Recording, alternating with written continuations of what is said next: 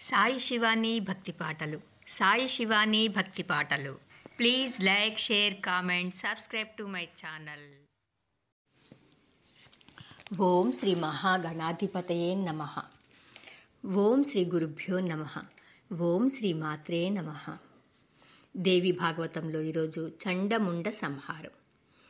శుంభుడి ఆజ్ఞను శిరసావహించి చండముండులు బయలుదేరారు. భూమి కంపించేట్టు మహాదానవ సైన్యం వారి వెంట నడిచింది. సింహ వాహనారూఢను దర్శించారు. పార్శ్వంలోనే కాళికాదేవి కనిపించింది. అమాయకుల్లా ముఖాలు పెట్టి సాత్వికంగా పలకరించారు. మహిళామణులారా, శుంభ నిశుంభులను గురించి మీకు అట్టే తెలియదనుకుంటాను. దేవేంద్రుణ్ణి మట్టి కర్పించిన మహావీరులు. మీరేమో ఏకాకులు. సింహం ఉంది గదా అని విర్రవీగుతున్నారేమో. ఇలాంటి సింహాలు కోటి వచ్చినా శుంభ నిశుంభులను ఏమీ చెయ్యలేవు. వారు అజేయులు. ఈ మాత్రం బుద్ధి చెప్పేందుకు మీకు ఆడా మగ ఎవరూ లేరా? దేవతలేమైనా ప్రేరేపిస్తున్నారేమో. కడపటికి నిరాశ మిగులుతుంది. వినాశనమైపోతారు సుమా.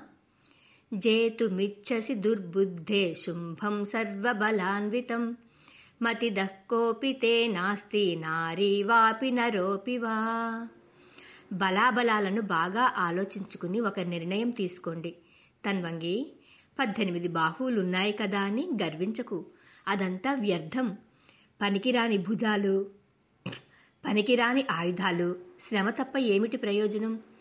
ఐరావత కుంభస్థలాన్ని పిడిగ్రుద్దులతో పగులగొట్టిన బాహు బలశాలి శుంభుడు. అతడు కోరినట్టు నడుచుకుని సుఖపడు.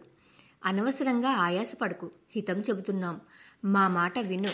విశాలాక్షి, దుఃఖాలు కొని తెచ్చుకోకు. శాస్త్ర విశారదులైన పెద్దలు ఇదే చెబుతున్నారు. కష్టాలను కడగండ్లను కలిగించే పనుల్ని దూరంగా వదిలేయమని, సుఖాలను సంతోషాలను కలిగించే పనులను వెంటనే చేపట్టమనిను. దుఃఖదాని చ కార్యాణి త్యాజ్యాని దూరతో బుద్ధైః సుఖదాని చ సేవ్యాని శాస్త్రతత్వ విశారదైః. ఓ కోకిలా, నువ్వు తెలివైన దానిలాగానే కనబడుతున్నావు. శుంభ నిశుంభుల సేనాబలాన్ని అంచనా వెయ్యి. ప్రత్యక్షంగా చూస్తున్నావు గదా. ఊహలు అనవసరం. విజయం సంశయాస్పదమైనప్పుడు ఎవరైనా యుద్ధానికి సాహసిస్తారా? మిమ్మల్ని అడ్డం పెట్టుకుని దేవతలు కసి తీర్చుకోవాలనుకుంటే వారి నయవంచనలకు, నంగనాచి కబుర్లకు మీరు మోసపోకండి. వాళ్ల స్వార్థం తీరకపోగా మీకు దుఃఖం మిగులుతుంది. పని కోసం జతకట్టే కార్యమిత్రుడిని పరిత్యజించి ధర్మమిత్రుడిని విశ్వసించమన్నారు. దేవతలు ఎప్పుడూ స్వార్థపరులే, కార్యమిత్రులే. ఇది సత్యం. కార్యమిత్రం పరిత్యజ్య ధర్మమిత్రం సమాశ్రయేత్. దేవాః స్వార్థపరాః కామం త్వామహం సత్యమబ్రువం. శుచిస్మిత, సారాంశంగా చెబుతున్నాను. భువనేశ్వరుడు, చతురుడు, సుందరుడు, సూర్యుడు, కామశాస్త్ర విశారదుడు అయిన శుంభుడిని భర్తగా స్వీకరించు. భువనేశ్వరివి అవుదువుగాని, అంతులేని భోగభాగ్యాలు అనుభవిద్దువుగాని. అంబిక, బయలుదేరు. శుంభుడి దగ్గరికి వెడదాం పద అన్నాడు. జగదంబిక ప్రళయకాల మేఘంలా ఒక్కసారి గర్జించింది. కళ్ల నుంచి నిప్పులు కురుస్తున్నాయి. అంధుడా, నీ ప్రేలాపనలు ఇక కట్టిపెట్టు. నయవంచక, ఎంత మృదువుగా మాట్లాడుతున్నావు. హరిహరాదులను విడిచిపెట్టి మీ శుంభుడిని పతిగా వరించాలా? నేను వరించను. నాకు ఎవడూ భర్త కానవసరం లేదు. నాకు భర్తతో పనిలేదు. నేను సర్వతంత్ర స్వతంత్రురాలిని. సకల చరాచర జగత్తుకు నేనే అధినేత్రిని. నమే కశ్చిత్ పతిః కార్యో న కార్యం పతినాపః స్వామిని సర్వభూతానామహమేవ విశామయ. ఈ శుంభ నిశుంభులను చాలామందినే చూశాను. చాలామందినే సంహరించాను. ప్రతి యుగంలోనూ మీ దానవులు దేవ బృందాలను పొట్టను పెట్టుకుంటూనే ఉన్నారు.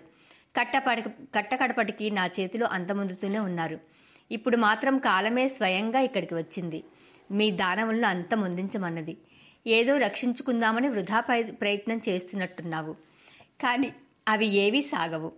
నిజంగా వీరుడివే అయితే కబుర్లు కట్టిపెట్టి యుద్ధం చేయి. ఈ పూట నువ్వు మరణించటం తథ్యం. శుంభ నిశుంభుల గొడవ నీకు దేనికి? నీ యుద్ధమేదో నువ్వు చెయ్యి. వీరస్వర్గాన్ని అలంకరించు. మీ నాయకులు, మీ బంధువులు అందరూ వరుసగా మీ వెంట వస్తారు. మరేమీ భయం లేదు. ఒక క్షణం వెనక ముందు అంతే. ఈవేళ అందరినీ సంహరించడం తథ్యం. అంచేత పెద్దగా బెంగపెట్టుకోకు. ముందు నిన్ను, తరువాత నీ సోదరుణ్ణి, అటుపైని శుంభ నిశుంభులను, చివరిలో రక్తబీజుణ్ణి. ఇది నేను సంహరించే క్రమం. మిగతా దానవ వీరుల మాటకేం గాని నాయకుల సంగతి చెప్పాను. నిలబడి యుద్ధం చేస్తావో పారిపోతావో త్వరగా తేల్చుకో. వాగుడు పిరికి పందల లక్షణం. ఈ ఎకసక్యాలకు చండముండులు రెచ్చిపోయారు. ఇద్దరూ ఒక్కసారిగా ధనుష్టంకారం చేశారు. అంబిక శంఖం పూరించింది. సింహం ఒక్కసారి జూలు దులిపి గర్జించింది. భీకర సంగ్రామం చెలరేగింది. చండ ప్రచండంగా యుద్ధం సాగుతోంది. ఆకాశమంతా కర్షకులను భయపెట్టే మిడతల దండులా బాణాలు ఆవరించాయి. చండుడికి తోడు ముండు కూడా శరవృష్టి కురిపించాడు. రణరంగాన కృత్రిమంగా కారు చీకట్లు కమ్ముకున్నాయి. గగనం చాదితం తత్ర సంగ్రామే విశిఖస్తైద శలభైరివ మేఘాంతే కర్షకాణాం భయప్రదైః. అంబికాదేవికి క్రోధంతో ముఖం నల్లబడింది. కన్నులు అరటి పువ్వుల్లా ఎర్రబడ్డాయి. నొసట కుటిల భృకుటి ఏర్పడింది. ఆ లలాట ఫలకం నుంచి మరొక స్త్రీమూర్తి కాళికగా ఆవిర్భవించింది. పులితోలు చీరగా కట్టుకుని గజచర్మం పైటగా ధరించింది. పుర్రెలు దండగా గుచ్చి మెడలో వేసుకుంది. రూపం క్రూరాతి క్రూరంగా ఉంది. ఎండిపోయిన దిగుడు బావిలాంటి పొట్ట. ఒక చేతిలో ఖడ్గము, మరొక చేతిలో పాశము ఉన్నాయి. భీషణంగా, భీకరంగా, రౌద్రంగా కాళరాత్రిలాగా ఉంది. విశాలమైన నోరు, పొడవైన నాలుక. తాచుపాములా అది మాటిమాటికి కదులుతోంది. విపులమైన కటి ప్రదేశం. ఆవిర్భవించడమే తడవుగా రణరంగంలోకి సుడిగాలిలా ప్రవేశించింది. దానవులను గుంపులు గుంపులుగా పిడికిటబట్టి పళ్లతో కొరికి పీల్చి పిప్పి చేస్తోంది. మదగజాలను జయఘంటికలతో సహా చేతబట్టి నమిలేస్తోంది. గుర్రాలను, లొట్టిపిట్టలను తేలికగా భక్షిస్తోంది. రథాలను రథిగ సారథులతో సహా పళ్ల మధ్య పటపటలాడిస్తోంది. రెప్పపాటు కాలంలో దానవ మహాసైన్యం సగానికి పైగా తుడిచిపెట్టుకుపోయింది. ఏమి చెయ్యాలో తోచని చండు జారిపడిన ఒక రథచక్రాన్ని బలంగా ఎత్తి విసిరాడు. అంబికాదేవి ఒకే ఒక్క బాణంతో ఆ చక్రాన్ని నుగ్గు నుగ్గు చేసింది. మరిన్ని బాణాలను గుప్పించింది. తాళలేక చండు మూర్ఛిల్లాడు. నేలకు ఒరిగాడు. ఇది చూసిన ముండు క్రోధ సమ్మూర్ఛితుడయ్యాడు. వీరావేశంతో శరాసారం కురిపించాడు. అంబిక ప్రయోగించిన బాణాలతో అవి నువ్వు గింజల్లా రాలిపోయాయి. అర్ధచంద్రాకార బాణంతో ముండుణ్ణి గుండెల మీద కొట్టింది. తట్టుకోలేక నేలకు ఒరిగిపోయాడు. రాక్షస పక్షంలో హాహాకారాలు చెలరేగాయి. ఆ ధ్వనికి చండు మూర్ఛదేరాడు. పొడవాటి ఇనపగదను అందుకున్నాడు. అందుకోవడమే తడవుగా కాళికపైకి విసిరాడు. అది వచ్చి కుడి భుజానికి గట్టిగా గుద్దుకుని నేలకు పడిపోతుంటే ఎడమ చేతితో పట్టుకుంది. సన్నటి తీగను వంచినట్టు ఆ మహాగాథను వంచి ఆమడల దూరానికి విసిరేసింది. మంత్రశక్తితో బాణపాశం వేసి చండుణ్ణి బంధించింది. కాలు చెయ్యి ఆడకుండా చేసింది. ఇప్పుడు ముండు మూర్ఛతేరాడు. శక్తి ఆయుధాన్ని చేపట్టి కాళిక వైపు రివ్వున దూసుకువస్తున్నాడు. రానిచ్చి ఒక్కసారిగా బాణపాశంతో బంధించి వేసింది. అన్నదమ్ములిద్దరూ వలలో చిక్కిన కుందేలు పిల్లల్లా గిలగిలలాడుతున్నారు. కాళికాదేవి పకపకా నవ్వుకుంటూ అంబికను చేరుకుంది. హే అంబికే, రణయజ్ఞం కోసం 2 పశువులను తెచ్చాను, స్వీకరించు అంది. హే రణప్రియే కాళికే, నీ చాతుర్యం అద్భుతం. వాళ్లని మట్టుపెట్టకు, విడిచిపెట్టకు. దైవ కార్యాన్ని త్వరగా నిర్వహించాలి నువ్వు. అయితే అంబికే, ఈ యుద్ధయజ్ఞంలో ఖడ్గయూపాన్ని ప్రతిష్ఠించి ఈ జంతువులను బలి ఇస్తాను. ప్రాణిహింసా దోషం అంటదు అంటూనే కాళికాదేవి ఒక్క అంగలో చండముండులను సమీపించి చర్రున కత్తిదూసి ఒకే వేటితో 2 తలలు నరికేసింది. కంఠనాళాల నుంచి ఎగిసిపడుతున్న వేడివేడి క్రొన్నెత్తురును నోరు తెరిచి ఆనందంగా త్రాగేసింది. మళ్లీ తన చేరువకు వచ్చి నిలిచిన కాళికాదేవిని అంబిక అభినందించింది. చండముండులను సంహరించి దేవకార్యాన్ని నిర్వహించావు కనుక కాళిక, నీకొక వరం ఇస్తున్నాను.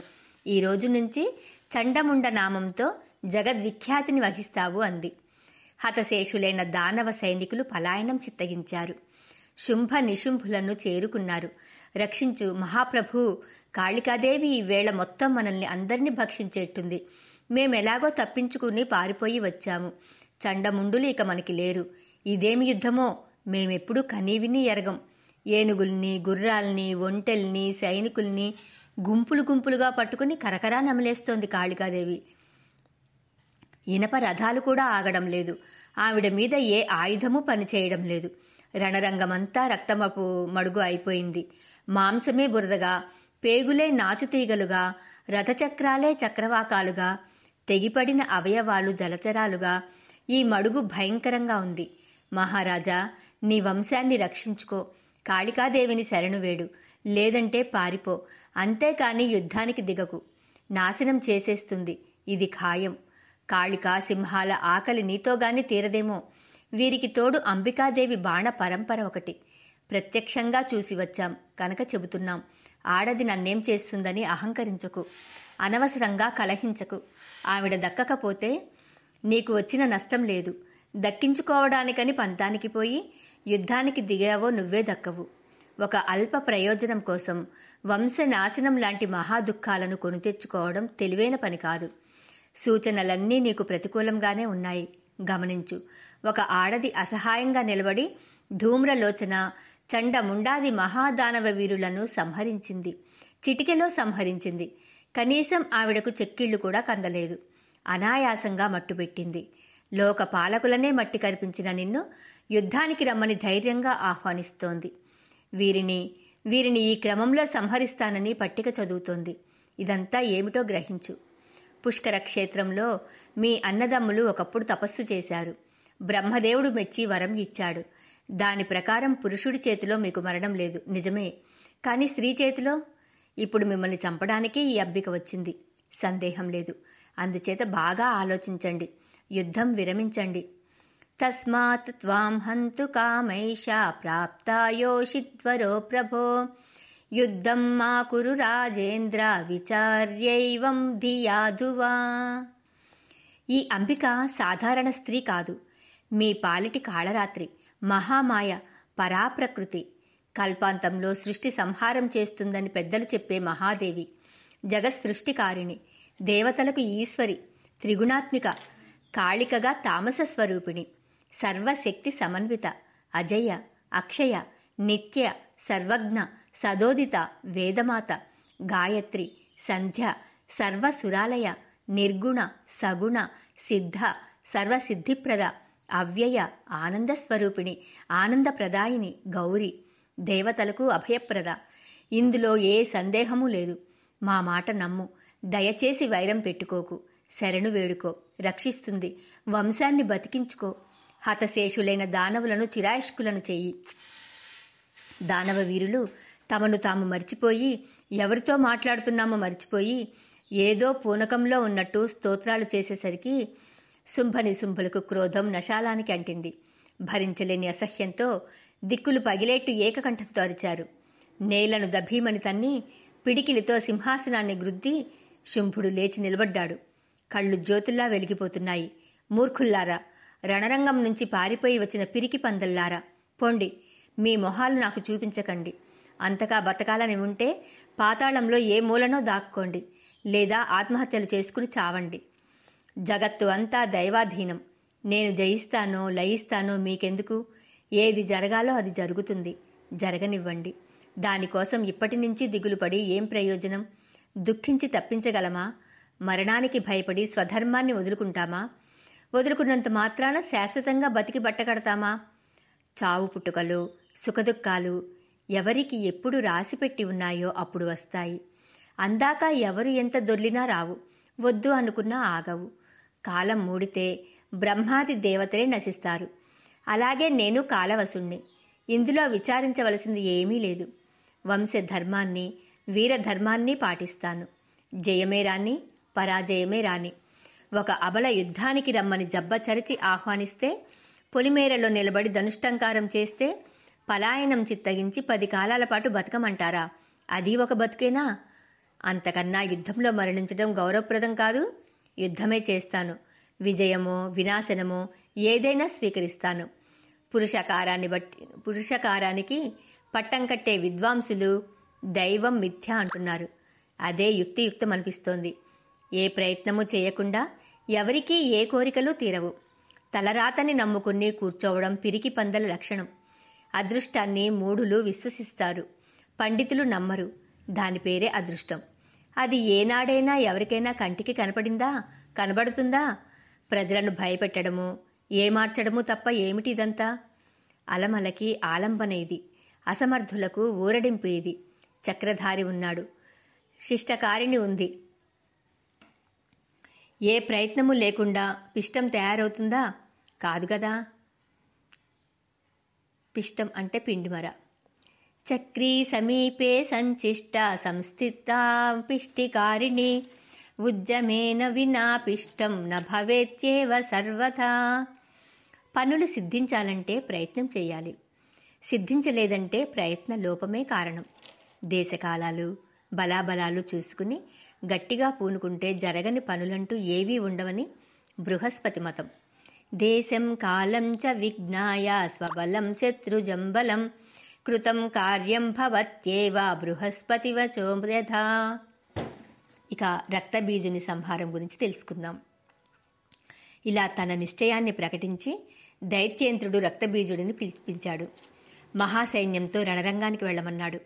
ఈ మాటకు రక్తబీజుడు సంబరపడ్డాడు. ఇప్పుడే వెడతాను, నా శౌర్య పరాక్రమాలు చూపిస్తాను. కాళికను సంహరించి అంబికను బంధించి తెస్తాను, నీకు పాదదాసిని చేస్తానంటూ రథం అధిరోహించి ఉద్యానవనం వైపు కదిలాడు. రక్తబీజుడు వస్తున్నాడని గ్రహించిన అంబిక శంఖం మరొకసారి భీకరంగా పూరించింది. రక్తబీజుడు వచ్చాడు. చండముండుల్లాగానే గౌరవంగా మృదువుగా మాట్లాడాడు. హే బాలే, శంఖం అంత గట్టిగా పూరిస్తున్నావు? నేను భయపడి పారిపోతాననుకున్నావా? నేనేమి పిరికివాణ్ణి కాదు, ధూమ్రలోచనుడు కాదు. నా పేరు రక్తబీజుడు. యుద్ధం చెయ్యాలనుకుంటే సన్నద్ధంకా, ధనుస్సు ఎక్కుపెట్టు, నా పరాక్రమం చూద్దువుగాని. ఇంతవరకు నిన్ను ఎదిరించిన వాళ్లలాంటి వాణ్ణి కాను. ఇంతకీ అమ్మాయి, నువ్వు ఏ గురువులను సేవించావు? నీతి శాస్త్రాలు ఏమైనా చదివావా? అర్థశాస్త్రం ఎరుగుదువా? విద్వద్గోష్ఠులలో ఎప్పుడైనా పాల్గొన్నావా? సాహిత్య పరిజ్ఞానం ఏమైనా ఉందా? ఉంటే కనుక నేనొక మాట చెబుతాను, విను. 9 రసాలలోనూ 2 ముఖ్య రసాలు, శృంగారము, శాంతమును. వీటిలో కూడా శృంగారమే మహారాజు. లక్ష్మీ శ్రీహరులు, సరస్వతి చతుర్ముఖులు, శచీదేవేంద్రులు, పార్వతీ పరమేశ్వరులు ఈ రసాన్నే ఉపాసిస్తున్నారు. తరువు తీగ, మృగము మృగి, కపోతము కపోతి, ఇలా జగత్తు అంతా జంటలమయం. అంతటా సంయోగ శృంగారమే. ఈ వైభోగాలను పొందలేని పిరికి పందలు వైరాగ్యాలను ఆశ్రయించి యతులు, సన్యాసులు అవుతున్నారు. మూఢులు, దైవ వంచితులు, సంసార రససారం తెలియక వంచితులై ఇతరులను వంచిస్తున్నారు. మధురాలాపాలతో నిగ్రహమని, శమమని, దమమని, శాంతి అని, జ్ఞానమని ఏదేదో చెబుతున్నారు. ప్రజలకు ప్రబోధిస్తున్నారు. మన్మధుడు మనస్సులో కదం తొక్కుతుంటే ఎక్కడి జ్ఞానం, ఎక్కడి వైరాగ్యం? అంతా వట్టి వంచన, ఆత్మవంచన, పరవంచన. కళ్యాణి, నువ్వు కూడా ఏదో ఇలాంటి వంచనకు లోనైనట్టు కనిపిస్తున్నావు. త్వరగా ఆ ఉచ్చు నుండి బయటపడు. నీకు తగిన అందగాడిని చూసి వివాహం చేసుకో. త్రిలోక విజేత శుంభుడినైనా సరే, అతడి తమ్ముడు మహాబలుడు నిశుంభుడినైనా సరే వరించు. రసరాజ భోగాలు అనుభవించు. చండముండుల వంటి వాణ్ణి కానంటూనే రక్తబీజుడు అదే బాణిలో చేసిన ప్రసంగానికి అంబికాదేవి పెద్ద పెట్టున పరిహసించింది. కాళికాదేవి వికృతంగా వికట్టాటహాసం చేసింది. అంబికాదేవి మృదుమధురంగా బదులు పలికింది. రక్తబీజ, ఎందుకింత శ్రమపడి ప్రసంగించావు? నేనేమీ వివాహం చేసుకోనని భీష్మించలేదే. మొదట వచ్చిన దూతతో చెప్పాను కదా, నాకు బలంలోనూ రూపంలోనూ సాటి వచ్చేవాడు దొరికితే తప్పకుండా వివాహం చేసుకుంటాను. కాకపోతే అది నిరూపణ కావాలి. నిరూపితమవ్వాలంటే వాళ్ళు నాతో యుద్ధం చేసి నన్ను జయించాలి. అప్పుడు ఆ సదృశ బల సంపన్నుడిని పరిణయమాడతాను. ఇది చిన్ననాటి నా ప్రతిజ్ఞ. ఈ మాట శుంభ నిశుంభులకు చెప్పమని ఆ దూతకు స్పష్టంగా తెలియజేశాను. శుంభుడు గాని నిశుంభుడు గాని వచ్చి బలం నిరూపించుకొని నన్ను చెట్టపట్టవలసింది పోయి మిమ్మల్ని ఇలా పంపిస్తున్నాడు. ఇప్పుడు నువ్వు వచ్చావు. సరే, యుద్ధం చేస్తావో పారిపోతావో తేల్చుకో అన్నది అంబిక. ఈ మాటలకు రక్తబీజుడు అసహనంతో కుమిలిపోయాడు. హఠాత్తుగా ధనుస్సు ఎక్కిపెట్టి సింహం మీద శరాసారం కురిపించాడు. అంబిక అలవోకగా వాటినన్నింటినీ తునాతునకలు చేసింది. పిడుగుల్లాంటి బాణాలతో వాడి గుండెల మీద గాయం చెయ్యని కమ్ముకు దెబ్బలు కొట్టింది. వాడు రథంలోనే పడి స్పృహ కోల్పోయాడు. దానవ సైన్యం లబోదిబోమని గుండెలు బాదుకుంటూ పరుగులు తీసింది. దానవ వీరుల హాహాకారాలు శుంభుడి మందిరంలోకి వినిపించాయి. మండిపడ్డాడు. మూల బలంగా నిలిచిన మహాసైన్యంలో సగభాగాన్ని వెంటనే రణరంగానికి తరలించాడు. కాలకేయ, కాంభోజ మహావీరులందరూ కోటానుకోట్లుగా సమర రంగానికి పరుగు పరుగున వచ్చారు. అంబికాదేవి లోక భీకరంగా ఘంటా నినాదం చేసింది. ధనుష్టంకారం చేసింది. విజయ శంఖం పూరించింది. ఈ 3 వాదాల భీషణ ధ్వనికి కాళికలో ఉత్సాహం ఉరకలు వేసింది. మానసం విప్పారింది. సింహవాహనం ఆవులించి జూలు దులిపి గర్జించింది. దానవ వీరులందరూ అన్ని వైపుల నుంచి ఒకేసారి వజ్ర కఠోర విశిఖాలను కురిపించారు. కాళికాదేవి వాటి పనిపడుతోంది. సరిగ్గా అదే సమయానికి బ్రహ్మాది దేవతల దివ్యశక్తులన్నీ అంబికలో ప్రవేశించాయి. సరస్వతీదేవి సూత్ర కమండలవులు ధరించి హంసవాహనం మీద వచ్చి అంబిక పక్షాన నిలిచింది. శంఖ చక్ర గదాధారిణి అయి లక్ష్మీదేవి గరుడ వాహనం మీద నిలిచింది. త్రిశూలం ధరించి అరచంద్రుణ్ణి కొప్పులో తురుముకుని వృషభ వాహనం మీద శాంకరి వచ్చింది. శక్తి హస్త విభూషితగా నెమలి వాహనం మీద కౌమారి అంటే కుమారస్వామి ఇల్లాలు వజ్రపాణి అయి ఐరావతం మీద శచీదేవి, సూకరాకారంలో పీతాసనం మీద సూకరి, నారసింహ యమదండం ధరించి మహిషవాహనం మీద యామ్యాదేవి, వారుణి, కౌబేరి ప్రముఖ దిక్పాలకాంతలు తమ తమ అనుచరీ గణాలతో వచ్చి నిలిచారు. అంబికాదేవి ఆనందంతో మరోసారి శంఖం పూరించింది. శంకరుడు స్వయంగా వచ్చి అంబికను స్తుతించాడు.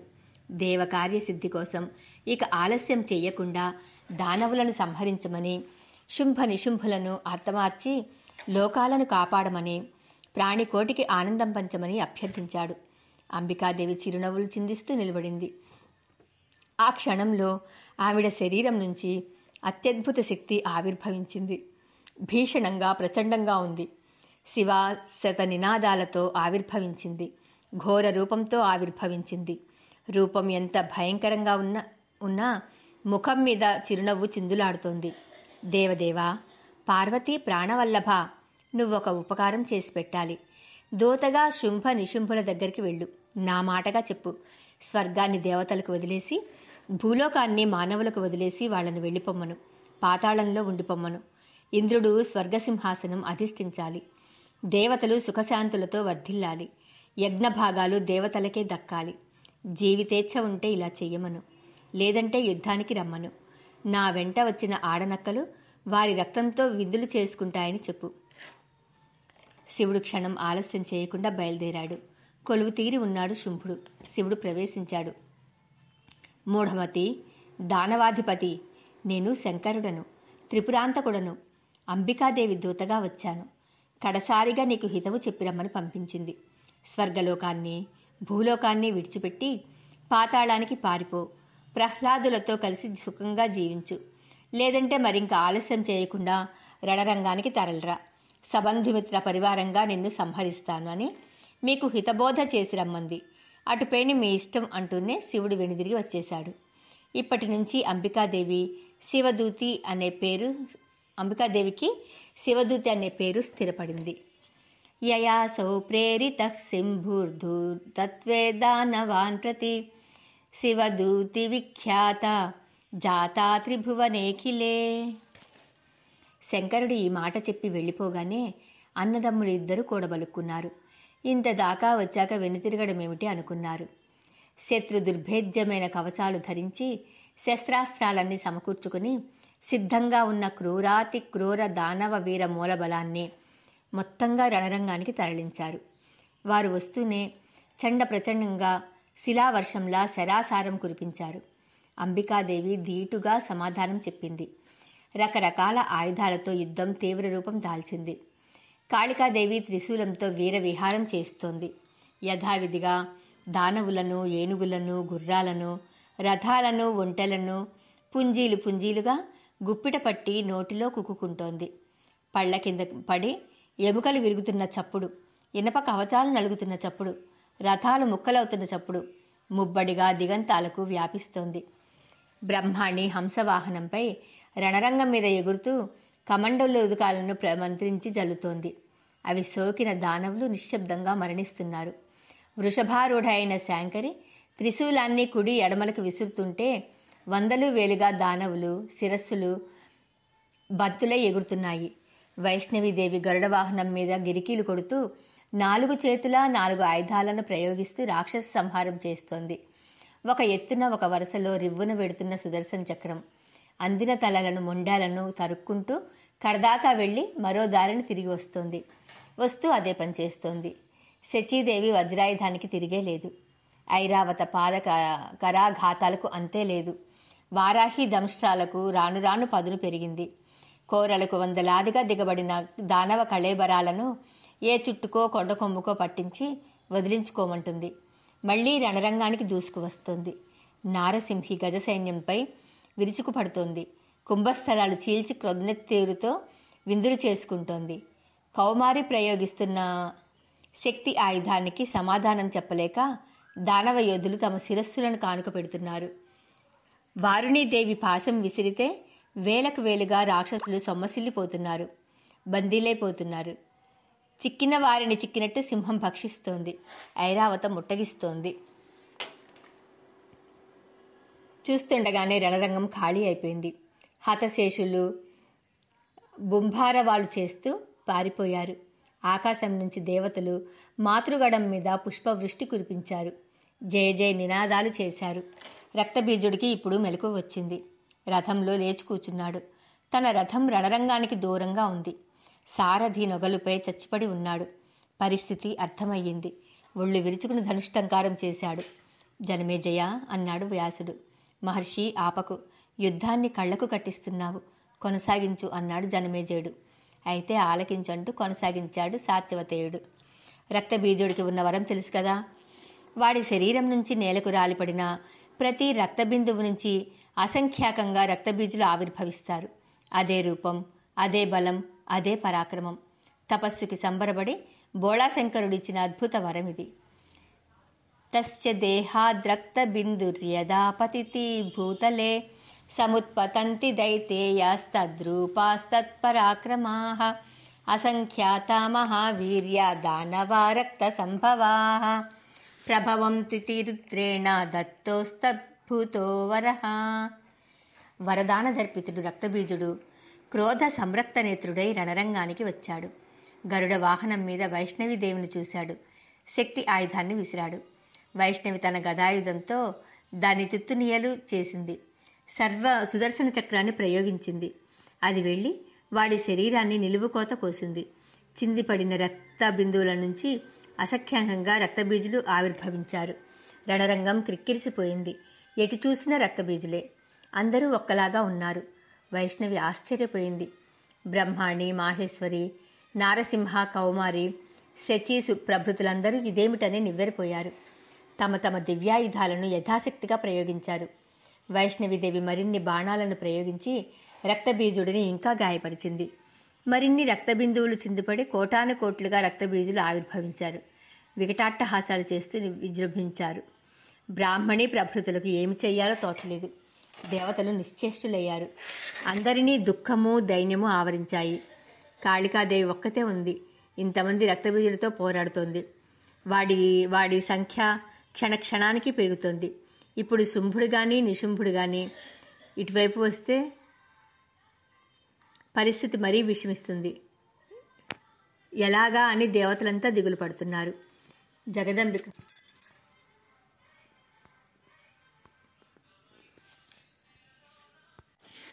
జగదంబిక ఒక క్షణం ఆలోచించింది.